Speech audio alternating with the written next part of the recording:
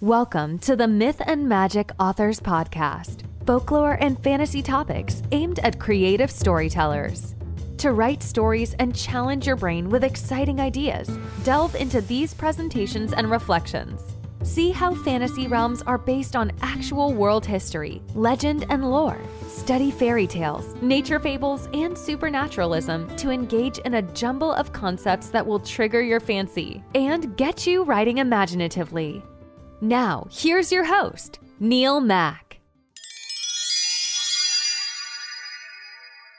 Hello, fantasy fiction fans everywhere, and a special welcome to anyone who has completed their NaNoWriMo 2020 fiction project. And a special congratulations to anybody who achieved the magical goal of writing 50,000 words in just 1 month. Many congratulations to you all. Now, with your first preliminary draft, you can produce a publishable novel. So this might be your first step into the world of the authorship business. So welcome. Now, the only thing I would say, and it's not a negative thing, but it's important advice, is do not, and I repeat, do not look at that early draft for at least a month. You'll be tempted. You'll be really tempted to look at it, but don't. Do not do it. Leave it until at least January, and I think leave it till February. That's a safer bet, because you will not want to start editing that until it has fermented. Why? Well, because the thing needs to settle. Those rough words, and most hopefully they all came from out of your brain, didn't they? They have to ripen and they have to rambooze on the page. And they need to do this without your help. Now, this is magical and it's almost metaphysical. It's the metaphysical part of the writing process. And it's a bit like brewing beer, because your words will need a period of fermentation. And you should be happy that there's a metaphysical stage in the writing process, because you're a fantasy writer. So don't worry too much about it. But I'm telling you this, and I'm telling you it as a friend, if you tamper with the rough draft now, in other words, if you take a lid off of it and have a peek inside, so to speak, then you'll lose the effervescence of the novel. So leave it. Don't touch it. Don't risk damaging that delicate fermentation. So leave it alone for at least a month. I always leave mine for 2 months, and then I go back to it and I start editing. And when you go back there in 2 months' time, there will be work to do. Oh yes, my goodness, there'll be work to do. Just like beer, you'll have to sift it, you'll have to clean it, you'll have to filter it, you'll have to refine it. You'll definitely have to go through it twice, at least. But for now, let it bubble away in a dark corner. Enjoy this month away from it and leave that rough draft alone. Anyway, I'm pleased to announce I also won the NaNoWriMo 2020. I achieved my 50,000 words in 30 days, and I'm over the moon about it. Yay! I'm over the moon, even though this is my 7th time at doing it. Last year, I wrote a little over 85,000 words in the 30 days. I've successfully completed it 7 times, this year included. But in 2020, I want to tell you this, I struggled. I mean, I really struggled. I really had difficulty getting over that 50,000 word mark. And I just want to tell you about why I struggled before I move on to some other fantasy topics for this week. The reason that I struggled this year is because I suffered from debilitating insomnia. So I want to talk to you a little bit about insomnia and what it's like for a writer. Before I became a full-time writer, I worked shifts, normally 6 a.m. to 2 p.m, 2 p.m. to 10 p.m, with an occasional week of nights thrown in, and sometimes some 12-hour shifts too.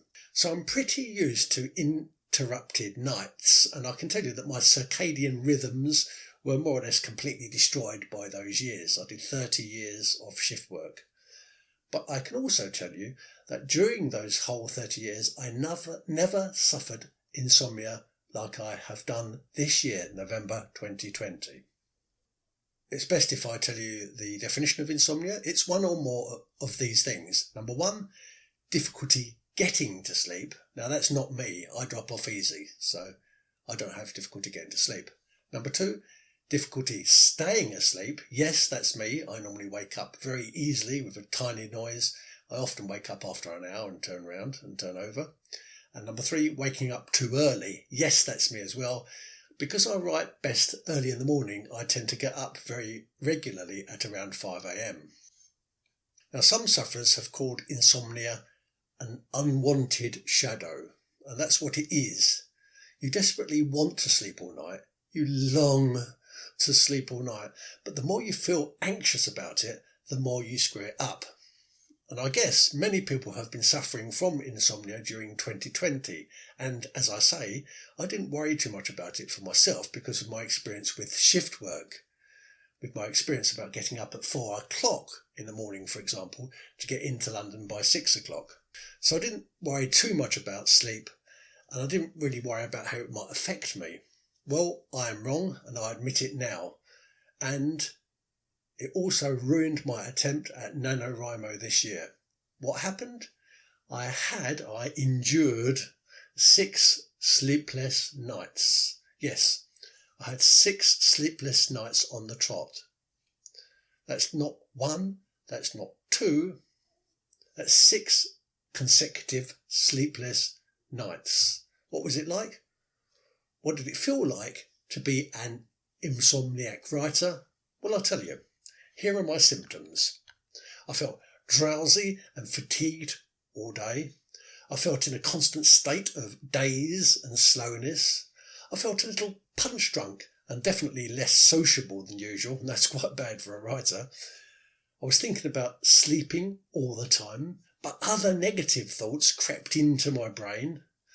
It felt like my body was fighting with my brain for control of me. I had trouble concentrating on writing. I even had trouble concentrating on routine tasks around the house.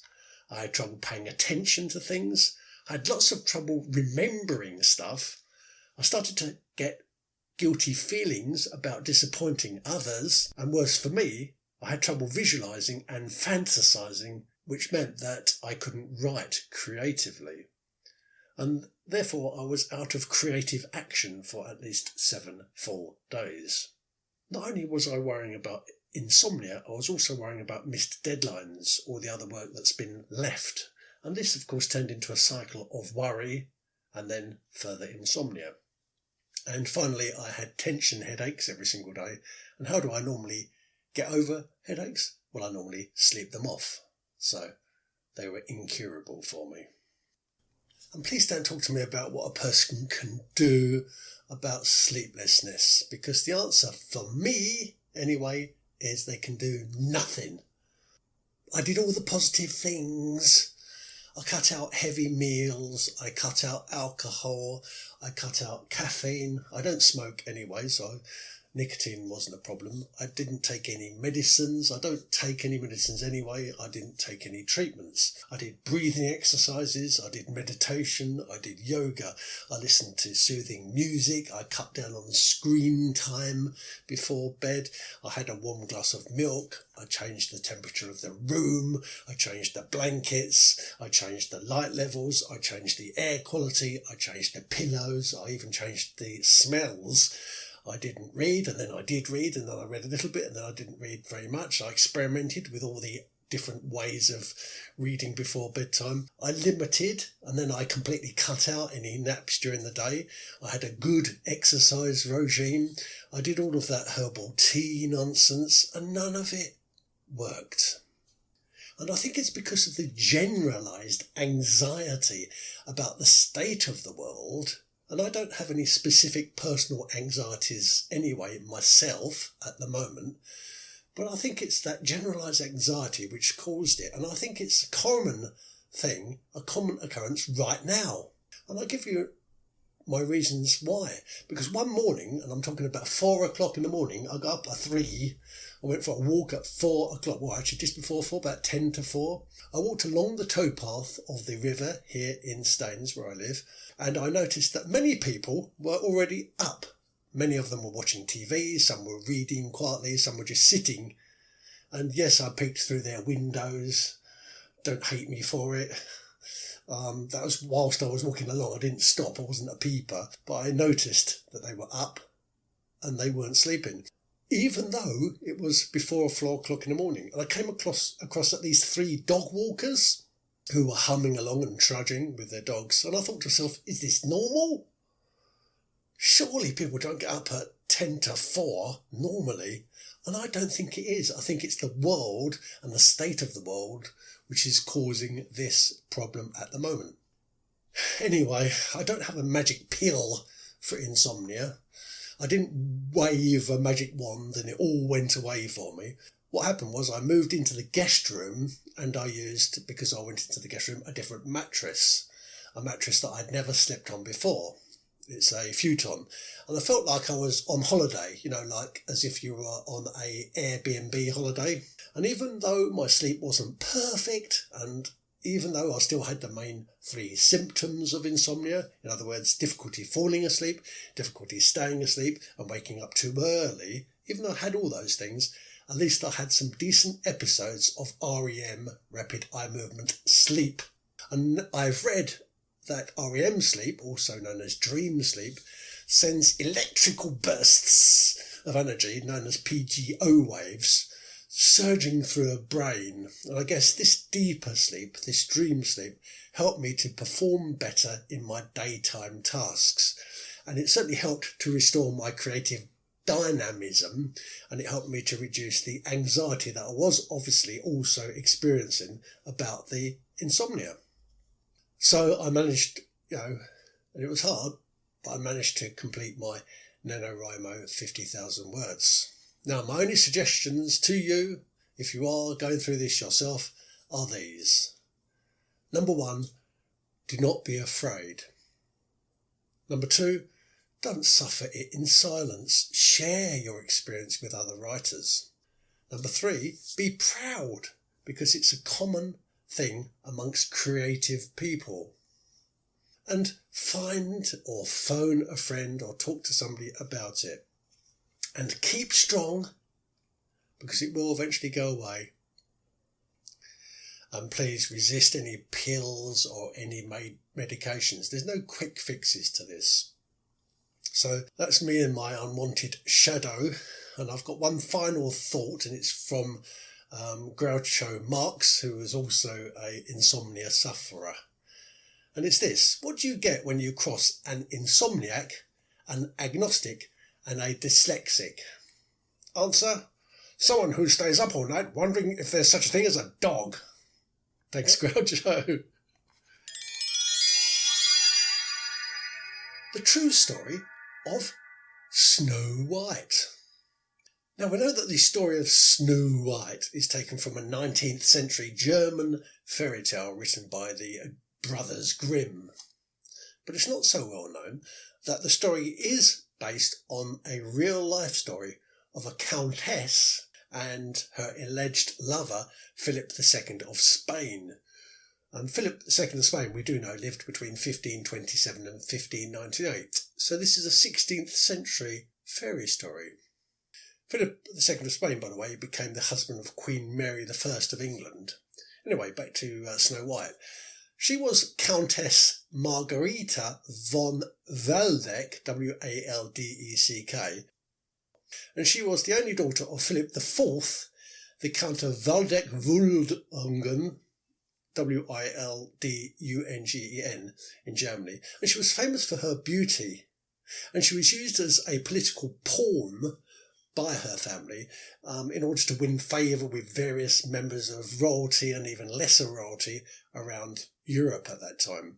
And in those days, politics was more important than real love, and often a powerful man would use his daughter as a bargaining chip in the political system.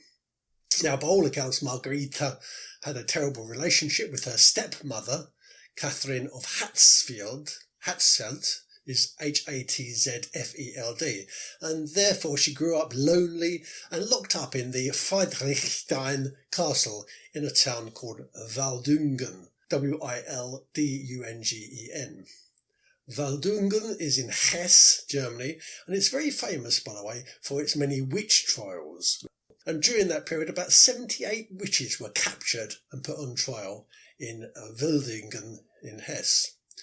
But this area was also very famous for its copper mines. It had several working copper mines. And the workers in these mines were often children. They had to use children for the mines because the tunnels inside the mine were very, very short. Even worse, these children suffered malnutrition and they became stunted due to the poor working conditions, the lack of any sensible food, and being poisoned by various different minerals. And apparently they were called, in Hessen, Germany, the poor dwarves. Margarita was sent to various castles and palaces across Europe to be wed with various notable characters. And one such character was indeed Philip II of Spain, who at least and unusually fell in love with her. And this was when he was just a prince. At this stage he hadn't gained ascendancy to the full throne. But the union was not to be because the Countess, her wicked stepmother, had other plans for the girl, and she moved her to a different palace and a different location. And records indicate that poor Margarita, the Snow White of the story, died at the tender age of just 21 in the March of 1554. And chronicles, and these are records that are still kept, suggest that she had been poisoned. The German scholar Eckhard Sander revealed these findings in a book titled Schneewittchen Märchen oder Wahrheit, which means Snow White, Is It a Fairy Tale?, which were published in 1994. So, that's the true story of Snow White and the dwarves. So, I'll continue with some other things to do with Christmas next week, but I just wanted to talk about snow trolls. What are snow trolls? Well, snow trolls are said to be trolls that live in the land of ice and snow. And although no tale is ever told of snow trolls, we do know that the 9th king of Rohan, whose name is Helm Hammerhand, clad himself in white, and he stalked through the camps of the Dunlendings like a snow troll. So there obviously was such a thing as a snow troll, otherwise he wouldn't have pretended to be one. And when he stalked the camps of Dunlendings, the king of Rohan killed many enemies with his bare hands, just like a snow troll would do. And so because of this, snow trolls have remained a legend in Dunland, and they certainly strike fear and hatred into many hearts. Those who hear of snow trolls are said to quake in their boots. Thank you for listening. Carry on tuning in. Don't touch that novel. Leave it to ferment. And I'll see you next week.